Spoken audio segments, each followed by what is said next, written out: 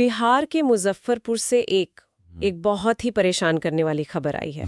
एक 17 साल की लड़की कोमल कुमारी जो बच्चों को ट्यूशन पढ़ाकर अपने पैरों पर खड़ा होने की कोशिश कर रही थी, उसकी गोली मारकर हत्या कर दी गई। और ये सब तब हुआ जब वो अपना काम खत्म करके अपने छोटे भाई के साथ बाइक पर घर लौट रही थी। मतलब कोई देर रात की बात नहीं है। नहीं, बिल्कुल नहीं। गुरुवार की देर शाम की घटना है ये। आज हम इस केस को समझने के लिए जो भी रिपोर्ट्स हैं उनकी गहराई में जाएंगे। हमारा मकसद सिर्फ ये दोहराना नहीं है कि क्या हुआ, वो तो शायद सबने सुन ही लिया होगा। हाँ, हमारा मिशन है इसकी परतों को खोलना। ये कैसे हुआ, क्यों हुआ, और एक समाज के तौर पर ये हमारे बारे में क्या कहता है। बिल्कुल सही बात है। और शायद बातचीत की शुरुआत इसी सवाल से करनी चाहिए कि आखिर एक 17 साल की लड़की जो सिर्फ पढ़ा रही थी, घर जा रही थी, वो किसी के लिए इतना बड़ा खतरा कैसे बन गई कि उसे रास्ते में रोककर गोली मार दी जाए। चलिए इस पूरे मामले को बहुत ध्यान से परत दर परत समझते हैं। तो सबसे पहले उस शाम को फिर से देखते हैं, हुआ क्या था। रिपोर्ट्स के मुताबिक कोमल कुमारी उम्र 17 साल मुसहरी ब्लॉक के पास बच्चों को कोचिंग पढ़ाती थी। और रोज की तरह ही उसका छोटा भाई आदित्य उसे बाइक पर लेने गया था। सब कुछ बिल्कुल नॉर्मल था। हाँ, और यही बात इसे और ज्यादा डरावना बनाती है कि सब कुछ कितना सामान्य था। एग्जैक्टली। आदित्य के बयान के मुताबिक जब वो तरोरा बांध रोड के एक सुनसान हिस्से से गुजर रहे थे तो सड़क के किनारे एक युवक खड़ा था। उसे लगा होगा कोई राहगीर है। हाँ बिल्कुल, उसे लगा कोई गाड़ी का इंतजार कर रहा होगा या कुछ। दिमाग में कोई खतरे की घंटी नहीं बजी। लेकिन अगले ही पल सब कुछ बदल गया। सब कुछ। जैसे ही उनकी बाइक उस आदमी के पास पहुंची, उसने बिना कुछ कहे, बिना कोई चेतावनी दिए पिस्तौल निकाली और गोली चला दी। ये हमला इतना अचानक था कि किसी को संभलने का या बचने का 1 सेकंड का भी मौका नहीं मिला। और गोली सीधे कोमल को लगी। हाँ, यहाँ ये बात बहुत अहम है। गोली सीधे कोमल को लगी और वो बाइक से नीचे गिर पड़ी। मतलब ये कोई लूटपाट या छीना झपटी का मामला नहीं था। नहीं, हमलावर का मकसद बिल्कुल साफ था, सिर्फ और सिर्फ कोमल को निशाना बनाना। उसने भाई को कुछ नहीं कहा, कोई सामान नहीं मांगा, सीधा हमला किया। और गोली की आवाज सुनकर आसपास के लोग दौड़े। हाँ, कुछ लोग जो खेतों में थे या पास में रहते थे वो दौड़े और भीड़ को आता देखकर हमलावर अंधेरे का फायदा उठाकर भाग गया। आप सोचकर देखिए उस भाई की हालत, आदित्य के, उसकी आंखों के सामने उसकी बहन को गोली मार दी गई। इस घटनाक्रम का अगर विश्लेषण करें तो कुछ बातें बहुत साफ दिखती हैं। पहली, जगह का चुनाव। हाँ, तरोरा बांध का वो हिस्सा सुनसान है। बिल्कुल, वहां स्ट्रीट लाइट भी ठीक से नहीं होती। तो ये कोई रैंडम जगह नहीं थी, ये एक चुनी हुई जगह थी जहां हमला करके आसानी से भागा जा सकता है। और दूसरी बात, टाइमिंग। हाँ, टाइमिंग। हमलावर को ठीक ठीक पता था कि कोमल और उसका भाई इसी रास्ते से लगभग इसी समय पर गुजरेंगे। ये एक किसी सोची समझी साजिश की तरफ इशारा करता है। इसके बाद जो हुआ वो दिल दहला देने वाला है।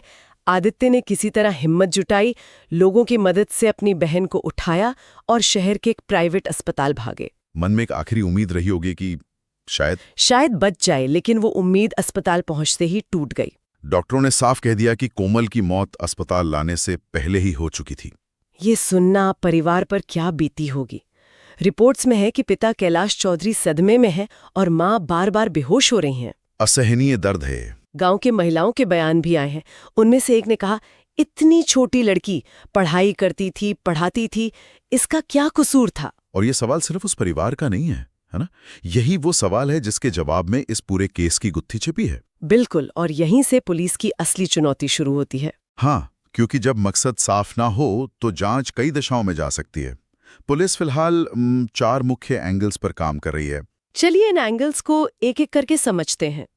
पहला और सबसे मजबूत एंगल क्या माना जा रहा है? देखिए, पहला एंगल है पर्सनल एंगल, मतलब अपराधी को जानने वाला है। अच्छा। जैसा हमने अभी बात की, अपराधी को कोमल की दिनचर्या की पूरी जानकारी थी, रास्ता पता था, समय पता था।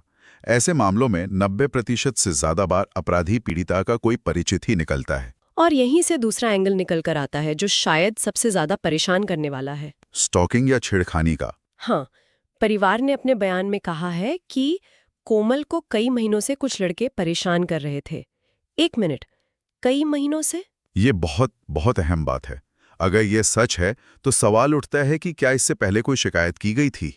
और ये जो परेशान करना होता है, ये सिर्फ पीछा करना या कमेंट पास करना नहीं होता है ना? नहीं, बिल्कुल नहीं। ये एक तरह का मनोवैज्ञानिक हमला है, एक तरह का पावर गेम। अपराधी ये दिखाना चाहता है कि उसका पीड़िता पर कंट्रोल है। और जब पीड़िता उसे नजरअंदाज करती है या उसका विरोध करती है तो अपराधी के अहंकार को चोट पहुंचती है और कई मामलों में यही अहंकार फिर हिंसा में बदल जाता है। मतलब ये एक तरफा जुनून या बदले की भावना से की गई हत्या हो सकती है। वो जो खतरनाक मानसिकता होती है कि अगर तुम मेरी नहीं तो किसी की नहीं। हाँ, और जब हम कहते हैं ना सोची समझी साजिश, तो इसका मतलब सिर्फ प्लानिंग नहीं है। इसका मतलब एक ऐसा माइंडसेट है जो मानता है कि लड़की की ना का जवाब हिंसा है। ये अपराध सिर्फ कोमल के खिलाफ नहीं बल्कि हर उस लड़की के खिलाफ एक संदेश देने की कोशिश है जो अपने दम पर जीना चाहती है। बिल्कुल, और यही इस केस को सिर्फ एक मर्डर से ज्यादा खतरनाक बनाता है। लेकिन पुलिस सिर्फ इसी एक थ्योरी पर तो काम नहीं कर रही होगी। तीसरा एंगल पुरानी रंजिश का भी है। हाँ, ये एक स्टैंडर्ड प्रोसीजर है। पुलिस हमेशा ये जांचती है कि क्या परिवार का कोई जमीन का विवाद, कोई पुराना झगड़ा या कोई लेन देन का मामला तो नहीं था। क्या ये मुमकिन है? इस मामले में ये एंगल थोड़ा कमजोर लगता है। आमतौर पर पारिवारिक रंजिश में हमले का तरीका अलग होता है। एक अकेली निहत्ती लड़की को इस तरह टारगेट करना ये ज्यादातर पर्सनल वजहों की तरफ ही इशारा करता है। पर हाँ, पुलिस किसी भी संभावना को खारिज नहीं कर सकती। और चौथा एंगल इन सबको एक साथ जोड़ता है रूट की रेकी। मतलब कि अपराधी ने पूरी तैयारी की थी। बिल्कुल, रेकी का मतलब है कि उसने शायद कई दिनों तक कोमल के आने जाने के रास्ते और समय पर नजर रखी होगी। उसने देखा होगा कि कौन सा रास्ता सबसे सुनसान है, कहाँ से भागना सबसे आसान है। ये कोई गुस्से में अचानक किया गया अपराध नहीं लगता। नहीं, इसके पीछे धैर्य है, योजना है और एक ठंडा दिमाग है जो इसे और भी ज्यादा डरावना बना देता है। ये सब सुनकर तो यही लगता है कि अपराधी बहुत शातिर था। ऐसे में पुलिस के हाथ में क्या होता है? मतलब वो जांच आगे कैसे बढ़ाते हैं? देखिए, ऐसे मामलों में पुलिस 3 मुख्य चीजों पर सबसे पहले काम करती है: फोरेंसिक सबूत, तकनीकी सबूत और इंसानी खुफिया जानकारी। फोरेंसिक में क्या मिला है? घटनास्थल से पुलिस को एक खाली कारतूस मिला है। ये एक बहुत अहम सबूत है। इससे पता चलेगा कि किस तरह के हथियार का इस्तेमाल हुआ। और तकनीकी सबूत जैसे सीसीटीवी फुटेज? हाँ, पुलिस आसपास के रास्तों पर लगे सीसीटीवी कैमरों की फुटेज खंगाल रही है। हो सकता है हमलावर कहीं कैद हो गया हो। लेकिन इससे भी ज्यादा शक्तिशाली टूल है मोबाइल टावर डंप। ये टावर डंप क्या होता है? इसे थोड़ा आसान भाषा में समझाएंगे? जरूर। पुलिस उस इलाके में मौजूद मोबाइल टावर से ये डेटा निकलवाती है कि घटना के समय, मान लीजिए शाम 7 से 7:30 के बीच, उस दायरे में कौन-कौन से मोबाइल नंबर एक्टिव थे। अच्छा, तो उस वक्त वहां मौजूद सभी लोगों की लिस्ट मिल जाती है। हाँ, फिर उस लिस्ट को फिल्टर किया जाता है और जो संदिग्ध नंबर बचते हैं उनकी लोकेशन को ट्रैक किया जाता है। ये एक डिजिटल फुटप्रिंट जैसा है। और पूछताछ, जाहिर है भाई आदित्य मुख्य गवाह हैं। हाँ, आदित्य का विस्तृत बयान दर्ज किया गया है जो जांच की दिशा तय करने में सबसे अहम है। और जिन लड़कों पर छेड़खानी का शक है उन्हें हिरासत में लेकर पूछताछ चल रही है। पुलिस का शुरुआती निष्कर्ष क्या है? पुलिस का भी यही मानना है कि ये टारगेटेड मर्डर लगता है। अपराधी लड़की के मूवमेंट से पूरी तरह परिचित था। ये घटना अपने आप में तो दर्दनाक है ही, लेकिन जब इसे हम बड़े कैनवस पर देखते हैं तो एक और चिंताजनक तस्वीर उभरती है। ऐसा लगता है कि ये मुजफ्फरपुर में बढ़ते अपराध के एक बड़े पैटर्न का हिस्सा है। आपने बिल्कुल सही पकड़ा। ये कोई अकेली घटना नहीं है।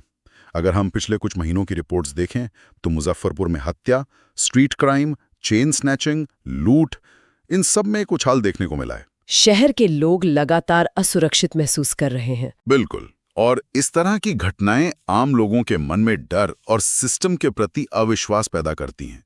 लोग अब सवाल पूछ रहे हैं और उनका सवाल बहुत सीधा है, आखिर मुजफ्फरपुर में कानून व्यवस्था कहाँ है? हाँ, और ये सवाल सिर्फ सिस्टम पर नहीं बल्कि समाज की सोच पर भी उंगली उठाता है। जब एक लड़की दिन ढलने के बाद काम करके लौटते हुए सुरक्षित नहीं है तो ये पूरे समाज और व्यवस्था के लिए खतरे की घंटी है। तो इस पूरी चर्चा को अगर हम समेटें तो हमारे सामने क्या है? एक 17 साल की लड़की की क्रूर हत्या, एक परिवार जो शायद इस सदमे से कभी उभर नहीं पाएगा, और एक शहर जो दहशत और गुस्से में है। पुलिस जांच कर रही है और हम उम्मीद करते हैं कि अपराधी जल्द से जल्द पकड़ा जाएगा। बिल्कुल, लेकिन ये मामला सिर्फ एक अपराधी को पकड़कर उसे सजा देने पर खत्म नहीं होता। ये हमें उन गहरी जड़ों को देखने के लिए मजबूर करता है जहां से इस तरह का अपराध पैदा होता है। और शायद यही वो आखिरी विचार है जिसे हमें अपने साथ लेकर जाना चाहिए। ये घटना इस महत्वपूर्ण सवाल को जन्म देती है कि समाज और प्रशासन उन युवा लड़कियों की सुरक्षा कैसे सुनिश्चित करें जो अपने सपनों को पूरा करने के लिए, अपने परिवार का सहारा बनने के लिए हर दिन घर से बाहर निकलती हैं। क्या केवल अपराधियों को पकड़ना और जेल में डालना काफी है, या हमें उस सामाजिक माहौल और उस मानसिकता पर भी काम करना होगा जहां लड़कियों को एक चीज समझा जाता है, जहां उनकी नाक का सम्मान नहीं होता और जहां हिंसा को मर्दानगी का प्रतीक मान लिया जाता है? ये एक ऐसा सवाल है जिसका जवाब हम सभी को मिलकर खोजना होगा।